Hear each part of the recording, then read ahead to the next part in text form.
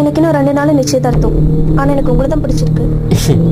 இதோ பாருடா, 2 நாள்ல நிச்சயதார்த்தம் வச்சுட்டு இப்போ வந்து பிடிச்சிருக்குன்னு பேசிட்டு இருக்க. போமா, பேசாம அவனையே கல்யாணம் பண்ணிட்டு வாழ்ற வழியை பாருனா. இப்போ வந்து நான் உண்மையதான் சொல்றேன், எனக்கு உங்களை தான் பிடிச்சிருக்கு. போவியா? இப்போ வந்து பிடிச்சிருக்கு கிடிச்சிருக்குன்னு கடைசி சமயத்தில் வந்து இவன் நினச்ச மாதிரிலாம் பேசிட்டு இருப்பா.